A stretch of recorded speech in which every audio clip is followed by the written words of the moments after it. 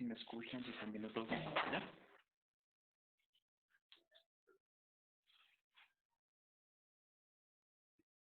Sí, se te escucha y se ve bien. Vale, muchas gracias. Bueno, muy buenas tardes. Bienvenidos a esta charla. Gracias por atender la invitación que se extendió desde el Grupo de Interés en Pediatría de la Universidad Nacional de Colombia. Mi nombre es Juan Diego Alarcón Balaguer, soy estudiante de 10º semestre de Medicina de la Universidad Nacional. Y el tema que nos atañe hoy es el recién nacido ictérico. Quiero hacer un enfoque hacia un enfoque clínico actual. Entonces, para empezar, unos conceptos básicos. La hiperbilirrubinemia es básicamente el aumento de la bilirrubina circulante en el plasma. ¿Listo? Eh, Tenemos que una bilirrubinemia, hiperbilirrubinemia importante, que sería la que nos llevaría básicamente hacia una necesidad terapéutica, se presenta hacia el 8 al 10% de los recién nacidos.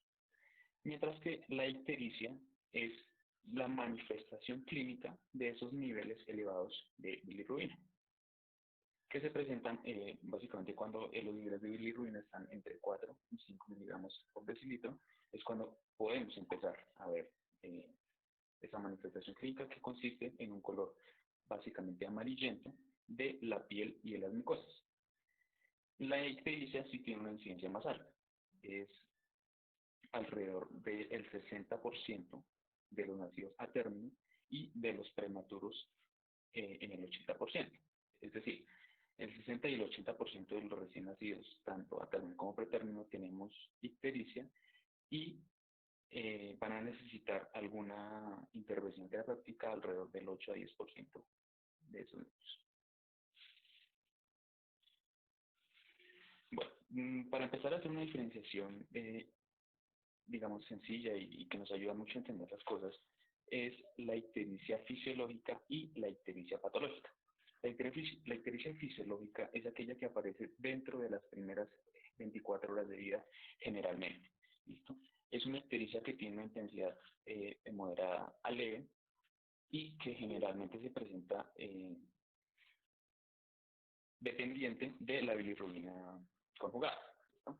Es la más frecuente, tiene realmente pocas consecuencias graves, eh, suele tener niveles de bilirrubina que son menores a 15 y aparece, como les digo, generalmente, perdón, después de las 24 horas, entre las 24 y las 72 horas, con un pico hacia el día séptimo. Y tendríamos pues que tener una resolución de esa ictericia entre el día 10 al día 14. ¿Por qué se presenta la ictericia fisiológica? Los recién nacidos tienen un número de glóbulos rojos que son un número mayor de glóbulos rojos. Además, estos glóbulos rojos, estos eritrocitos fetales, tienen una vida media menor, por lo que tienden a destruirse. ¿Listo? Entonces ahí, como pues, recordemos que la principal fuente de bilirrubina es la degradación de la hemoglobina, principalmente del grupo M. Entonces, a la hora que tenemos la destrucción de estos eritrocitos fetales, pues vamos a tener un aumento de la bilirrubina. También tenemos que los recién nacidos tienen un sistema enzimático hepático un poco inmaduro, lo que nos va a ayudar o lo que nos va a dificultar tanto la captación como la conjugación de la bilirrubina. Estas serían principalmente las causas de por qué un recién nacido podría presentar normalmente una ictericia que, como les digo, generalmente no tiene repercusiones ni tiene consecuencias graves, que es generalmente menor a 15 miligramos por decilitro. Por el contrario, la ictericia patológica es aquella ictericia que requiere un tipo de intervención. Generalmente esta es la que se presenta antes de las 24 horas de vida, puede tener consecuencias graves, puede llegar a ser severa y puede llegar a persistir por más de 2 semanas. A diferencia de la ictericia fisiológica, en la ictericia patológica sí podemos tener, digamos, una prevalencia de la bilirrubina directa, que lo definiríamos hiperbilirrubinemia directa por un valor de más de 2 miligramos por decilitro o el más del 20% del total de la bilirrubina. ¿Listo? Podremos entonces en este tipo de ictericia tener valores por arriba de 15. ¿Listo? Que como vamos a ver ahora más adelante, digamos, son cortes importantes para tener en cuenta a la hora de iniciar o no un tratamiento. Hay muchísimas causas de ictericia, son muy variadas y de una severidad también variable. Hay unos que son realmente sin consecuencias y otros que pueden tener las consecuencias muy graves. Pero básicamente las podemos encasillar en estos tres grupos: producción incrementada de bilirrubina, disminución en la captación y la conjugación de la bilirrubina o una dificultad en la eliminación de la bilirrubina.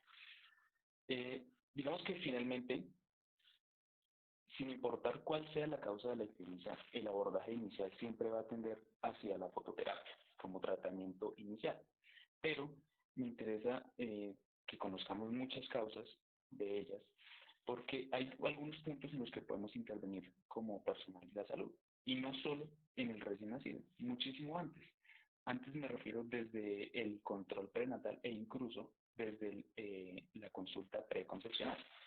Por ejemplo, educando a los padres del recién nacido y demás. Entonces vamos a ver algunas causas a la luz de la fisiopatología. Entonces, digamos, aquí la idea no es que nos volvamos unos expertos en el metabolismo de la bilirrubina, pero en concepción, o en el modo de las cosas, es un poco más fácil entender las enfermedades si se sabe un poco de su fisiopatología. Entonces vamos a empezar acá con las causas que son por producción aumentada de bilirrubina. Entonces, como ya les había dicho, el principal sustrato de la bilirrubina, o la principal fuente de bilirrubina, es la degradación de los eritrocitos que se encuentran en la circulación. Esta degradación se produce por el sistema retículo endotelial,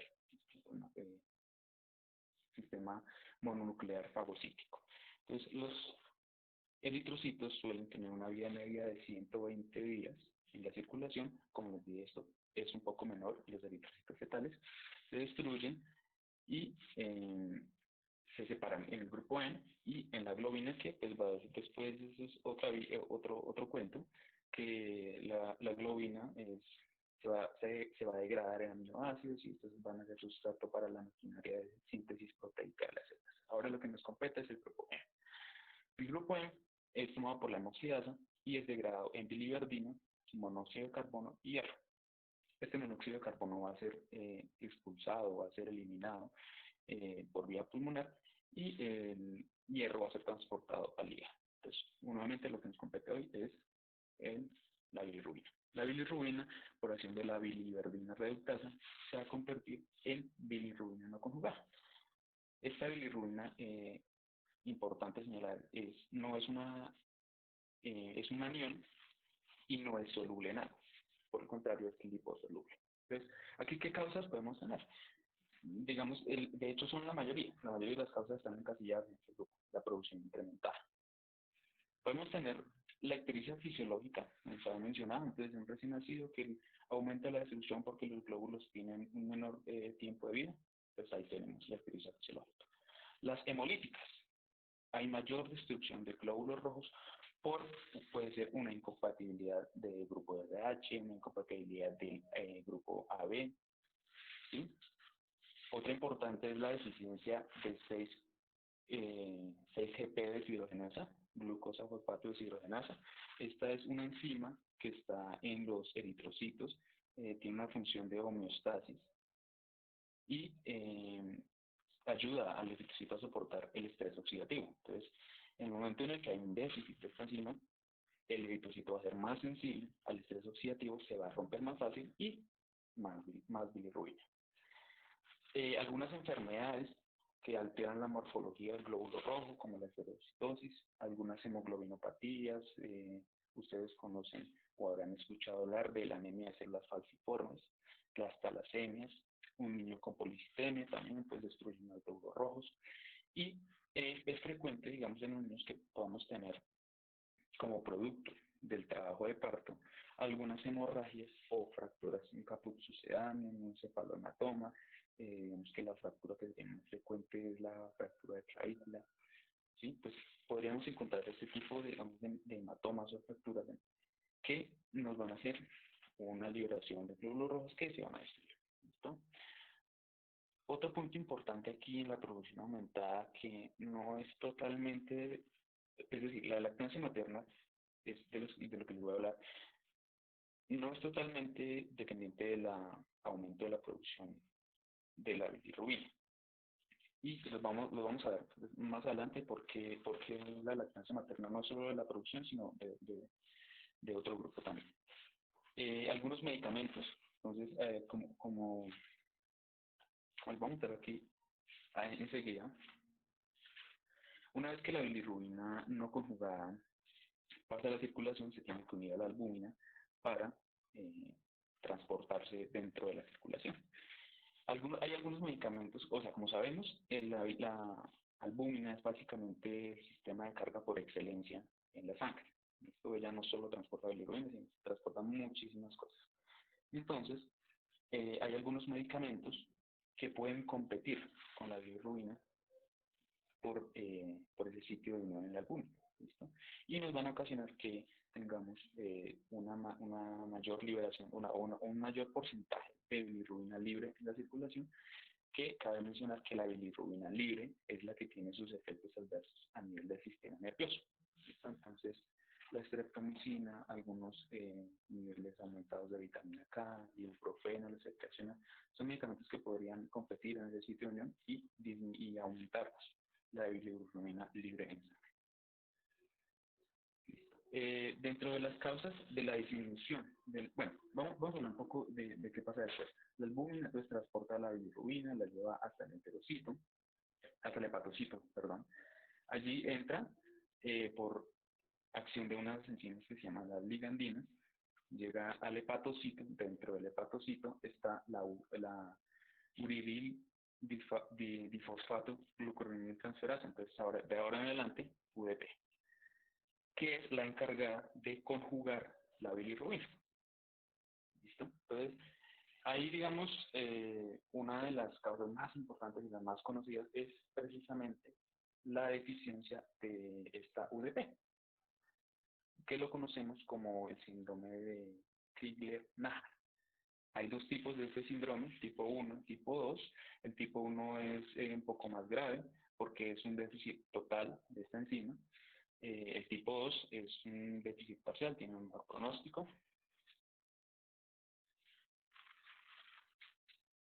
Y bueno, vamos a pasar ahora a lo que es la dificultad en la eliminación. Entonces, una vez está la hemoglobina, la bilirrubina conjugada, esta va a salir a la circulación, perdón, o sea, pasa a los canalículos biliares, a las vías biliares y es depositada en la segunda porción del duodeno hacia el intestino. Allí, por acción de las bacterias, se va a convertir en urobilinógeno y, pues como sabemos, es la que da la coloración tanto a la orina como a las heces. Listo. Allí también tenemos una enzima importante que se llama la glucuronidasa. ¿Listo? Esta enzima hace el efecto adverso a la UDP. Entonces, la UDP es la que conjuga la bilirrubina, la glucuronidasa deconjuga la bilirrubina en el intestino. ¿Listo? Esto porque es importante. La lactancia materna, o no la lactancia materna, hay una ictericia que se le atribuye no a la lactancia como tal, sino a la leche materna. Y es porque algunas leches maternas tienen niveles aumentados de beta-glucuronidasa y esto hace que la bilirrubina que está ya en el intestino del neonato se degrade más, se deconjugue y hay una mayor circulación enterohepática. Es decir, esta bilirrubina que ya había sido conjugada, ya había pasado al intestino, se deconjuga, se absorbe y vuelve al hígado. Entonces, hay unos niveles circulantes de bilirrubina un poco más altos. Entonces, como para hacer una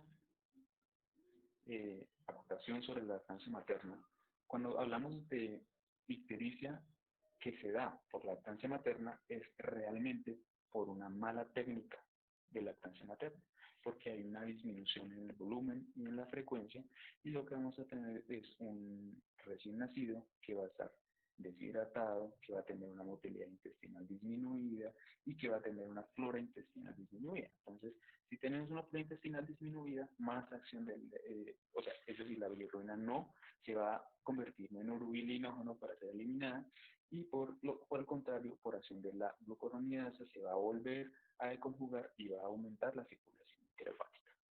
¿Listo? Por el, por el contrario, la ictericia por leche materna no tiene nada que ver con la técnica de lactancia, sino está en relación específicamente con la leche materna. Son solo el 2 al 4% de los casos y aquí hay, digamos, algo importante. Cuando tenemos una ictericia que es por lactancia materna, es una prolongación un poco de la ictericia fisiológica. ¿Por qué? Porque al igual que la ictericia fisiológica inicia entre las 24 y las 72 horas de vida del recién nacido, tiene un pico máximo entre el día 5 a 15. Entonces, si estamos hablando de una ictericia fisiológica, estamos diciendo que entre el día 10 a 14 ya debería estar desapareciendo. Pero esta ictericia por lactancia materna inicia igual que la fisiológica, pero se prolonga un poquito más y desaparece hacia la tercera semana. Por el contrario, la ictericia que sea por leche materna no en ninguna relación con la lactancia, sino específicamente por la leche materna, vaya a tener un inicio no tan rápido como la fisiológica, no entre las 24 y las 72 horas, sino un inicio entre el día 5 a 7 y va a tener un máximo hacia la tercera semana. Va a ser un poquito más prolongada que la experiencia por lactancia materna. Entonces, ahora sí, para hablar de qué vamos a hacer nosotros. Entonces, en la historia clínica, en la anamnesis hay, o sea, es decir, se debe hacer una anamnesis completa, pero yo les presento acá unos puntos que bajo ninguna circunstancia se deben pasar por preguntar. El momento de la aparición de la ictericia es antes de las 24 horas o después de las 24 horas. Antecedentes tanto maternos como del neonato. Si hubo en partos anteriores hijos que tuvieron una ictericia, que requirió, digamos, una atención importante. ¿Por qué? Puede ser que la leche de esta mamita sea de esas leches maternas que tienen un nivel aumentado de beta-glucoronidasa y se está presentando una ictericia por leche materna. O podemos tener una enfermedad que se transmite congénitamente, como una talasemia, podemos tener un déficit de alfa, de 6-glucosa, fosfato.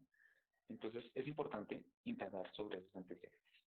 Diabetes estacional, medicamentos, si existe una isoinmunización, entonces tenemos el padre con RH positivo, la madre con RH negativo. ¿Cuál fue la edad gestacional? Porque sabemos entonces que es más frecuente que se presente la ictericia en los niños pretérmino. Si hubo un parto instrumentado, entonces vamos a buscar si hubo un cefalohematoma, un caput, si hubo una fractura clavicular.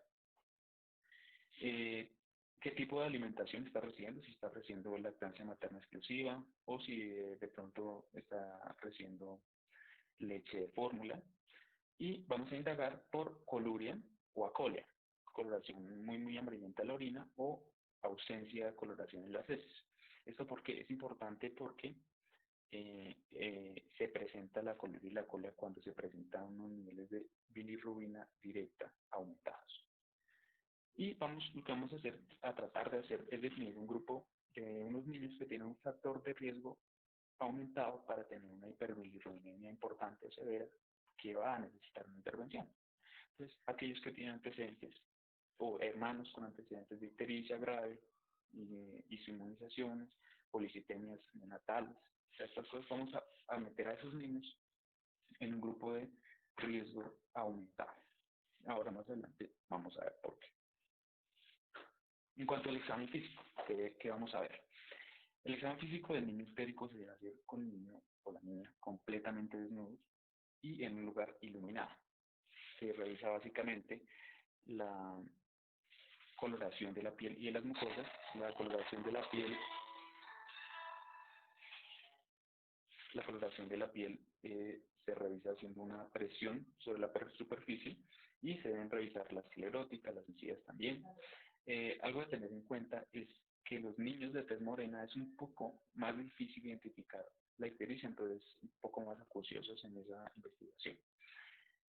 Hay una correlación clínica, digamos, que es bastante buena, importante, que se ha visto que funciona entre los niveles séricos de bilirrubina y la presentación de la ictericia en la piel. Y para esto se creó la escala de Kramer. La escala de Kramer, como les digo, está validada, tiene una buena relación clínica entre los niveles de bilirrubina y la manifestación en el recinto. Así. Entonces, en la zona 1 que comprende ictericia básicamente en la cabeza del cuello, tenemos niveles que son menores a 5 miligramos sobre decilitro. La zona 2 comprende hasta el ombligo, niveles entre 5 y 12. La zona 3 comprende hasta las rodillas sin incluir las palmas. Entonces ahí vemos que las palmas, o lo que representaría las palmas, está coloreado de un azul un poquito más oscuro porque no corresponde a la zona 3. La zona 4 va hasta los tobillos y la zona 5 son las plantas y las palmas, donde ya tendríamos, digamos, unos niveles de bilirrubina mucho más importantes por arriba de 15 legalmente. Algo también un poquito de semiología, y es que se nos ha dicho tradicionalmente que cuando el niño o en general cualquier persona con ictericia tiene un color amarillento anaranjado, podríamos decir que es a expensas de la no conjugada, y en cambio cuando se presenta un amarillo verdoso tendríamos una ictericia con una hiperbilirrubinemia a expensas de la bilirrubina no conjugada, perdón, de la bilirrubina conjugada. Listo. Vamos a buscar extravasación de sangre, vamos a buscar el cefalohematoma, el capul, tal vez una extravasación de sangre alrededor de una fractura, si existe el callo de una fractura, masas abdominales en busca de hepatosplenomegalia, y una herramienta que es, digamos, relativamente nueva, que es el BiliCheck. Básicamente un instrumento, un bilirrubinómetro para medir la bilirrubina de manera transcutánea. Está validado en niños que nacieron de una gestación de más de 35 semanas y que en el momento tienen más de 24 horas de vida. Bueno, esta herramienta, ¿para qué nos sirve? ¿Para qué es el BiliCheck? No, de ninguna manera el BiliCheck pretende reemplazar la medición de bilirrubina sérica. Básicamente es una herramienta para predecir el riesgo de que un niño, una niña, un recién nacido, tenga una hiperbilirrubinemia importante, entendiendo una hiperbilirrubinemia importante como cualquier valor que sobrepasa el umbral para fototerapia, es decir, una hiperbilirrubinemia que va a necesitar tratamiento con fototerapia o con extrañotransfusión o en adelante. Entonces tenemos básicamente, dependiendo de la bilirrubina que nos da el medidor y de las horas de vida del recién nacido, vamos a poner en una zona de bajo riesgo, de riesgo intermedio o en una zona de alto riesgo. Pues como ya lo supondrán, aquellos niños o niñas que estén en la zona de alto riesgo son los que muy probablemente van a necesitar una intervención con fototerapia, entonces para tenerlos un poquito más vigilados. ¿Sí? Como les digo, de ninguna manera esto pretende reemplazar la medición sérica de bilirrubina. Simplemente es una herramienta, digamos, que sí podría usarse de manera rutinaria para predecir si un niño podría o no tener la necesidad de un tratamiento en el futuro, ¿no? Listo. Una de las manifestaciones clínicas más importantes de la ictericia neonatal y de las que más nos preocupan son las encefalopatías. Esta básicamente se da por la bilirrubina libre. La bilirrubina libre en sangre es aquella que penetra fácilmente la barrera hematoencefálica y se va a acumular en el sistema nervioso produciendo las manifestaciones clínicas que vamos a ver a continuación. Entonces, podemos clasificarla, la encefalopatía en una encefalopatía aguda, que tiene 3 fases. En la primera fase vamos a tener un niño con hipotonía, letárgico, con llanto y probablemente con problemas de succión. En la fase 2 ya en una estado irritable, ya no con hipotonía, sino con hipertonía, y puede presentar fiebre. Y en la fase 3 ya podemos tener manifestaciones como opistógenos y convulsiones. Esto se refiere, tal vez lo hayan escuchado, lo hayan visto también en accidentes con tétanos, ¿sí? Que los pacientes tienen una postura doblada, así como un arco hacia atrás, totalmente tensados. Listo. Y pues lo que queremos evitar, la manifestación clínica más grave, más importante, que es el kernicterus. El kernicterus técnicamente no es una manifestación clínica. Técnicamente el kernicterus es una impregnación de los ganglios basales que se determina pues por patología. Pero pues podríamos decir que es una encefalopatía crónica. ¿Listo? Que pues es producto de esa neurotoxicidad prolongada por de la bilirrubina y que podría tener consecuencias graves en el niño como déficit intelectual, sordera neurosensorial, deterioro motor y sí, algunas otras manifestaciones como una displasia del esmalte dental. Entonces, ¿cómo vamos a hacer nosotros el diagnóstico? Entonces, digamos, la herramienta que más tenemos a la mano es una inspección visual. Lo que se dice es que la inspección visual debe ser al menos muy acuciosa, al menos durante las primeras 72 horas por los padres en casa, porque después estos niños ya van a estar en su casa. Generalmente, digamos, el alta conjunta se da hacia las 24 horas. Algo aquí que quiero recalcarles es sobre esos conceptos de alta temprana. Realmente el kernicterus se consideraba ya casi una patología extinta, pero algunas prácticas como la alta temprana han hecho que sea prácticamente una enfermedad reemergente. Esto se han vuelto a presentar casos de kernicterus porque, como ya les he mencionado anteriormente, la ictericia patológica se presenta antes de las 24 horas de vida. Y si usted antes de las 24 horas de vida no tiene a su niño o a su niña recién nacido en un centro hospitalario, puede pasárseles esa ictericia, puede ser unas consecuencias graves. Entonces, el alta temprana no es un factor que ha aumentado la incidencia de kernicterus y la incidencia de esas consecuencias graves por la ictericia neonatal. Bueno, en niños que tienen unos factores de riesgo aumentados, yo ya les mencioné, les dije cómo íbamos a definir ese grupo de riesgo para hiperbilirrubinemia severa. Entonces, el que tiene el hermanito que ya tuvo ictericia grave, el que tiene una insulinización, el que es muy prematuro, ¿listo? Entonces, esos niños necesitan una inspección visual o una monitoría por personal profesional de salud al menos durante 48 horas y no como los niños sanos y factores de riesgo que es hasta las 72 pero en su casa. Y cuando tenemos la herramienta de la medición transcutánea, que como yo les había dicho, no reemplaza la medición de bilirrubina sérica. Entonces, ¿cuándo sí vamos a hacer medición de la bilirrubina sérica? Si tenemos una medición transcutánea de más de 4.7, debe hacerse una medición sérica. Si tenemos una ictericia que se presenta dentro de las primeras 24 horas, siempre. Un niño que se presenta con ictericia dentro de las 24 horas debe hacerse una prueba mínimo dentro de las 2 primeras horas. Debe medirse la bilirrubina y continuar cada 6 para ver la evolución. Y dentro de estas 6 primeras horas se debe buscar causas de ictericia patológica, descartar las que no se puedan. Si se presenta con ictericia después de las 24 horas, también, pero pues digamos ya el examen debe estar dentro de las 6 primeras horas, no dentro de las 2 primeras.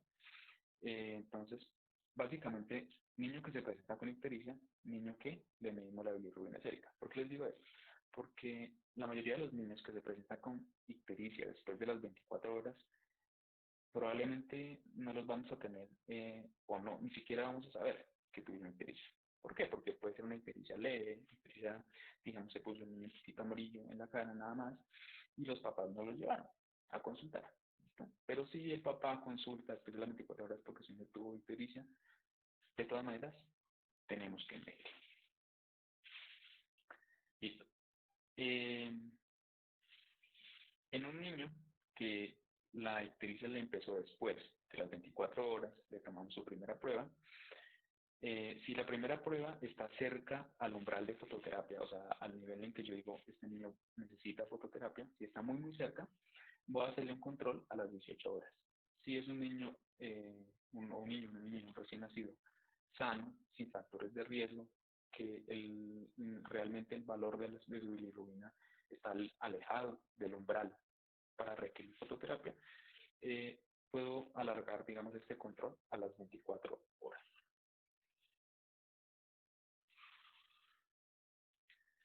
Bueno, en un paciente en el que yo ya he definido que necesita fototerapia, ahora más adelante les voy a mencionar cómo se hace, cómo defino yo que un paciente necesita fototerapia.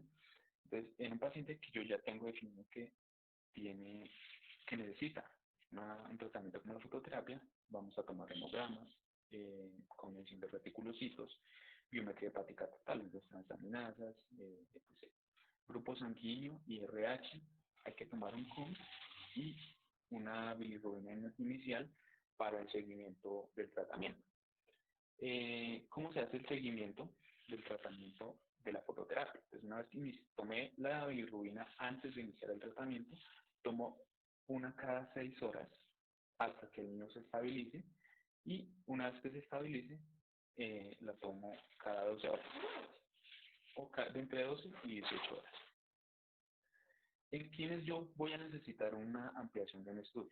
Si yo tengo sospecha de una ictericia patológica grave porque el niño tiene antecedentes familiares, porque en la zona también de pronto se define como un origen geográfico en el que se sabe que los casos de ictericia patológica están aumentados, porque está dentro del grupo de los factores de riesgo. Entonces, si yo por alguna cosa tengo la duda o el niño eh, no representa, no responde a la fototerapia, o si ya los niveles de bilirrubina se acercan mucho a un umbral no de fototerapia, sino de exsanguinotransfusión, yo a ese grupo de niños voy a tener que hacer una ampliación de los estudios con medición de glucosa y fosfato. Ya les mencioné, pues, qué pasa con el déficit de esta enzima. Frotis de sangre, voy a buscar efectos en la morfología y bilirrubina en orina. La bilirrubina en orina estaría aumentada en patologías como la atresia de vías biliares. Esta patología se presentaría, digamos, ya hacia el día 14, realmente es consecuencia de una inflamación crónica. Y ahora, imágenes diagnósticas. Las imágenes diagnósticas realmente tienen una indicación muy, muy, muy específica, pues para patologías, digamos, muy específicas. Por ejemplo, en la atresia de vías biliares podríamos usar ecografía, gamografía, pero bueno, de atresia biliares podríamos, es decir, es un sistema tan amplio que podríamos perfectamente hablar otra sesión de estas. Entonces, no es lo correspondiente. En cuanto al Kernicterus, está escrito el uso de la resonancia magnética, pero en casos de duda, realmente lo que preferimos en el niño con ictericia neonatal es hacer un tratamiento con el objetivo de disminuir la neurotoxicidad. Listo, no vamos a ponernos a buscar si ya tiene los ganglios basales impregnados con bilirrubina, porque no es lo que necesitamos. Entonces, antes de que el niño presente esas manifestaciones clínicas graves, tratarlo y disminuir sus niveles de bilirrubina. Entonces, ¿cuál es el tratamiento para la ictericia neonatal? El pilar del tratamiento de la ictericia neonatal es la fototerapia, es la terapia de elección. Está demostrado que reduce la incidencia de Kernicterus y disminuye la necesidad de exsanguinotransfusión. Básicamente su acción es local sobre la bilirrubina que se encuentra circulante en los capilares cutáneos y el efecto depende de la superficie corporal del recién nacido que está expuesta a la luz. También pues de la intensidad de la luz y de la cantidad de bilirrubina que tenga el niño circulante. Es decir, entre los niveles de bilirrubina sean mayores, mayor va a ser el efecto de la fototerapia. Entonces, para cubrir una superficie eh, amplia del niño, pues debe estar completamente desnudo, debemos hacer cambios de posición eh, al menos cada 3 horas. Y bueno, ¿qué conseguimos nosotros con o sea, exponiendo el niño a la luz? Básicamente el efecto de la fototerapia es una fotoisomerización, transforma la bilirrubina en isómeros que no son tóxicos y que lo más importante es que son hidrosolubles. Se les conoce como fotobilirrubina o luminbilirrubina. Es como un cambio en la configuración de este anión que lo hace hidrosoluble y lo hace más fácil de eliminar a través de la orina y las heces. También se ha descrito otro proceso que es la fotoxidación, que básicamente es como una destrucción de la bilirrubina en muchas partículas, pero digamos que lo principal son los isómeros de bilirrubina hidrosolubles que son más fáciles de eliminar. Se debe hacer con luz blanca, luz azul, y las lámparas de la fototerapia deben estar entre 20 y 30 centímetros del niño. Se, se describen varios métodos para hacer la fototerapia, si se hace de manera continua, si se hace de manera intermitente, si se hace simple o si se hace intensiva. Entonces, continua intermitente, que es básicamente continua, es que el niño está expuesto en todo momento a la luz. Pues cabe recalcar que es importante que el niño se mantenga hidratado, entonces fomentar la lactancia materna mínimo cada 2 horas, hacer el control de la temperatura mínimo cada 6. Entonces, este sería, digamos, el esquema de la fototerapia continua. De la fototerapia intermitente, pues se han descrito periodos entre 4 horas de descanso y 4 horas de fototerapia, o de 12 horas de fototerapia y 12 horas de descanso, pero realmente en lo que es entre la continua e intermitente no se ha demostrado, digamos, que alguna sea superior a la otra.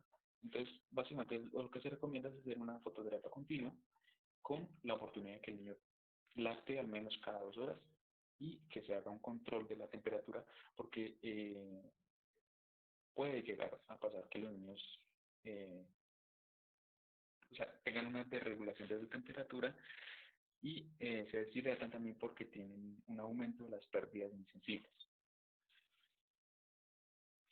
En cuanto a si la fototerapia se hace simple o intensiva, generalmente se prefiere la simple.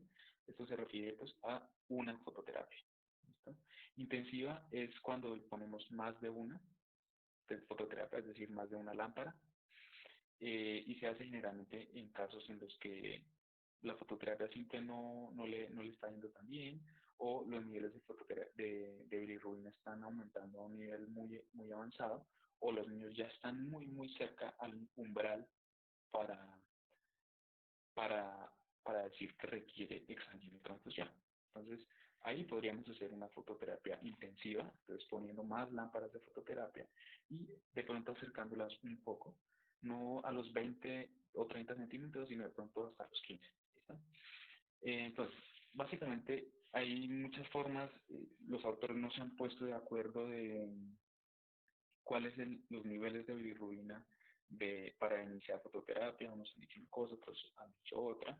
Entonces, la manera sencilla, la manera simplista de hacerlo, es decir, que un niño que está entre 15 y 20 necesita fototerapia. Pero digamos que esto es un poco ineficiente, no todos los niños son iguales, algunos tienen factores de riesgo, otros no, entonces no se prefiere. Otra forma que digamos es un poquito ya más acertada son estos mamogramas que les estoy poniendo aquí en la pantalla. Este fue construido por la Asociación Americana de Pediatría en el 2004 y este que les presento aquí es una adaptación que hizo pues, este señor Mari González en el 2005. Pues básicamente lo que divide son a los niños en 3 grupos, dependiendo de sus factores de riesgo, dependiendo de su edad gestacional, y si cualquier valor que sobrepase estas líneas es indicación de fototerapia.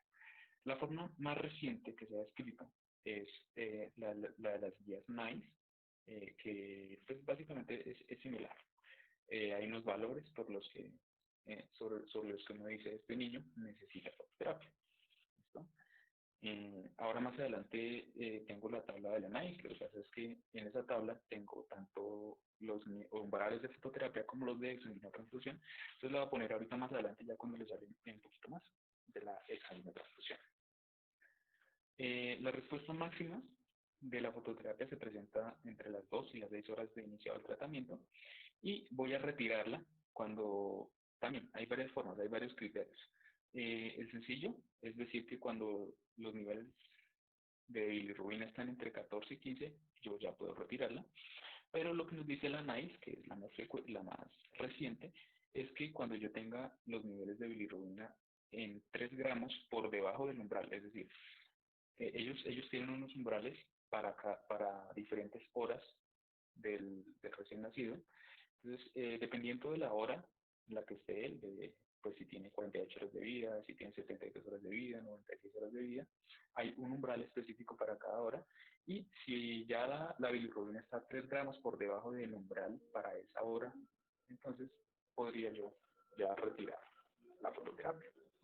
Es, como les decía, es el tratamiento inicial, es el que más se ha usado, el que más se ha escrito. Se dice que tiene una excelente eh, efectividad y lo que se busca es disminuir la necesidad de tratamientos un poco más invasivos y más, con mayores efectos adversos como la exsanguinotransfusión o como algunos tratamientos farmacológicos que en realidad la mayoría son experimentales. El otro tratamiento es la exsanguinotransfusión. Hay que decir que la exsanguinotransfusión se debe hacer en cuidado intensivo. Básicamente lo que se hace es una remoción de la bilirrubina o de los anticuerpos antirretrocitarios, en caso de que haya una inmunización, tanto, ya sea por RH o por grupo AB. Eh, Está indicada en pacientes en los que los niveles de bilirrubina son muy ya demasiado elevados o cuando tengo un fracaso terapéutico con la fototerapia. Empeora entonces eh, eh, o sea, empeora a pesar de la fototerapia, entonces es una transfusión. Si tengo una hemólisis muy severa, cuando tengo niños en encefalopatía aguda en fase 3, que digamos ya la hipertonía es muy importante o que pueden llegar a convulsionar, entonces exsanguínea transfusión. Se hace con un recambio de sangre total de 2 veces la volemia del neonato. Y a la par a la que se hace la exsanguínea transfusión, se debe mantener la fototerapia, se debe controlar el hematocrito, el electrolitos y la bilirrubina para ver cómo mejorar. Se hace el recambio de 2 veces la volemia y hago un seguimiento de la bilirrubina a las 2 horas para ver si de pronto va a requerir más o si solo continúo con la fototerapia. Entonces, básicamente esos son los 2 pilares de tratamiento que hay. Hay algunos tratamientos farmacológicos, pero realmente, como les mencionaba, son experimentales. Hay muchos estudios a favor, como hay estudios en contra. No hay guías realmente que le pongan, así como dice, todos los huevos en la canasta a un tratamiento farmacológico, porque no lo hay. Nos dicen sí, otros dicen no, algunas guías lo recomiendan, otros no. Entonces, igual voy a presentarles solo uno, porque los demás, incluso en las últimas guías, dicen no. ¿Listo? Entonces, perdón, entonces antes de pasar al tratamiento farmacológico, este cuadrito son los valores que les mencionaba de la guía NICE. ¿Listo? La guía NICE, más adelante, acá. Este link que ven ustedes ahí, que ven abajo, nice.org, los lleva a la guía NICE. Originalmente ustedes se van a dar cuenta que esta guía fue construida en el 2010, pero tiene unas actualizaciones del 2016 y este cuadro no es tomado específicamente de la guía, sino de una guía de diagnóstico de México. ¿Por qué? Porque la guía NICE nos da los valores en milimoles por litro y digamos que nosotros aquí nos entendemos un poquito más con los miligramos sobre decilitro. Entonces, me pareció pues chévere este cuadro porque la guía de referencia de México pues traslada sus valores a, a, a, digamos, a nuestro idioma, para que sean un poco más entendibles, ¿listo? Y bueno, pues entonces tenemos en el primer cuadrito rojo encerrado los valores en los que yo digo, este niño necesita fototerapia, y en el siguiente cuadrito es donde digo, este niño necesita exsanguíneo transfusión. Entonces, ahora sí, de los tratamientos farmacológicos que, digamos, están más o menos con una evidencia buena, que la mayoría lo apoyan, es el uso de la inmunoglobulina vía intravenosa. Tampoco se pretende que sea un tratamiento que reemplace la fototerapia, es decir, la fototerapia sigue siendo el pilar principal del tratamiento de la ictericia neonatal, pero se puede usar como un complemento en niños en los que tengan enfermedades hemolíticas como incompatibilidad del resus, del RH, o de incompatibilidad del grupo. Y se hace cuando, a pesar de la fototerapia, el niño sigue con un crecimiento de la bilirrubina mayor a 0.5 miligramos sobre decilitro cada hora. Se aplica de 0.5 a 1 miligramo por kilo, y algunas guías hablan de repetir la dosis al día siguiente, pero lo que les digo, la guía más reciente, que es la que revisé de México, de la cual le saqué el cuadrito anterior, dice que es una respuesta muy tibia. Dice sí, pero no. Puede usarse, pero no hay mucha evidencia, por favor. Bueno, eso sería básicamente lo que hay del tratamiento. Traje esto como porque sé que la mayoría de pronto ustedes lo habrán escuchado, que hay que poner al niño al sol, que si se pone amarillita hay que sacarla al sol, que además trae beneficios con la vitamina D. Entonces, baños de sol, ¿hacerlos o no hacerlos? Y la respuesta es que no, los baños de sol no están recomendados, los riesgos superan los beneficios. ¿Qué pasa con la exposición a la radiación UV? Pasa que el niño tiene, los recién nacidos, niños y niñas, tienen menores niveles de melanina, tienen una piel más delgada, tienen menor sudoración, por lo cual tienen un menor control, o sea, tienen una termorregulación un poco más difícil.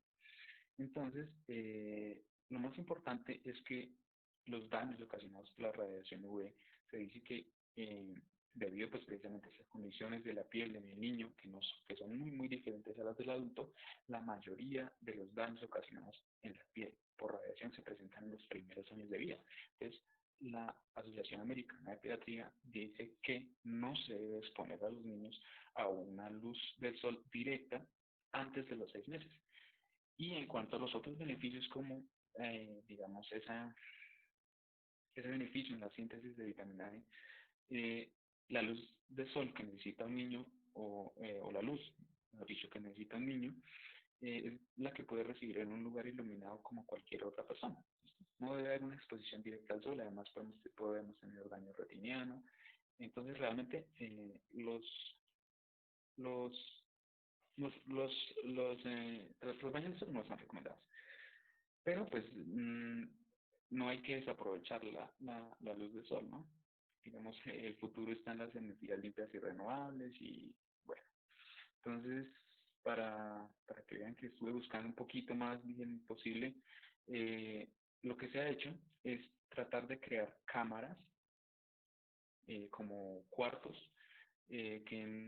pues básicamente son cuartos en vidrio, ¿sí? Entonces, esos vidrios tienen algunos filtros que no dejan pasar ni la luz UV ni la radiación infrarroja, eh, y básicamente es luz, nada más.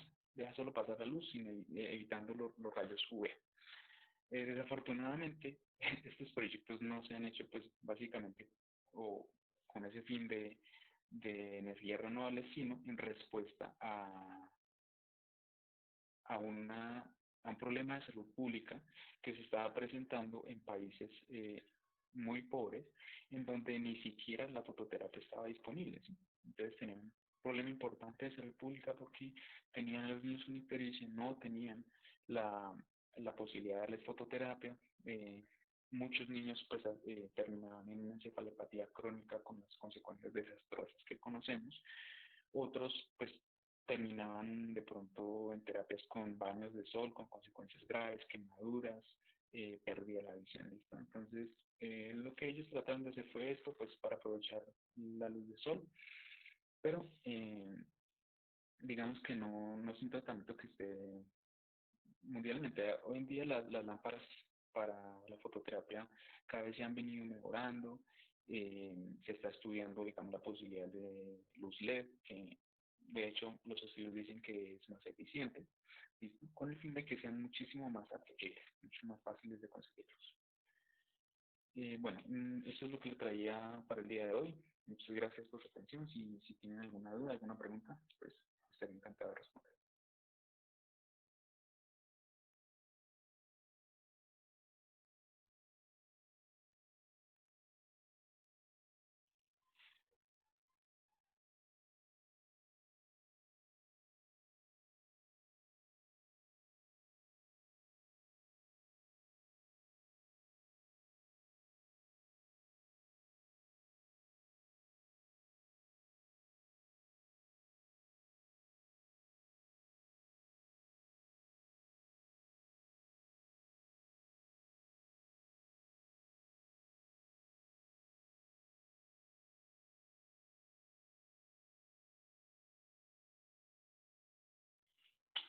Bueno, no, muchas gracias a ustedes.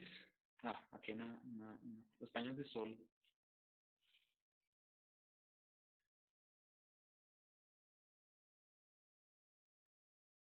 Dice, los baños de sol no se recomiendan como tratamiento para electricidad, en general tampoco debería hacerse en puericultura. No, lo que les digo, los riesgos superan los beneficios. La Asociación Americana de Pediatría dice que el niño no se le debe exponer directamente a la luz del sol eh, antes de los 6 meses. Es decir, no está recomendado. No podemos, digamos, nosotros controlar la cantidad de radiación que recibe el niño, ¿sí? Eh, los riesgos, es la premisa, los riesgos superan los beneficios, entonces no se debe exponer al niño antes de los 6 meses a una luz directa, más de lo normal, es decir, que el niño lo saca en el cochecito, pues le pone su gorrita, le pone su bloqueador solar, sus gafas, de pronto para protección, y la luz que recibe es la suficiente, es la que necesita. No se recomienda, digamos, que el niño esté desnudo, que lo saquen, que generalmente los baños de sol, entonces 3 minutos por un lado, 3 minutos por el otro, y lo van aumentando hasta el punto en el que de pronto ponen al niño 10 minutos por un lado, 10 minutos por el otro. Es mucha exposición a radiación solar, los daños, lo importante de los daños por radiación solar es que son acumulativos, ¿sí? Es decir, es un daño que se va acumulando a lo largo de la vida y con consecuencias desastrosas, como conocemos al final, eh, en, por ejemplo, cánceres de piel. Entonces, la recomendación es no hacer baños.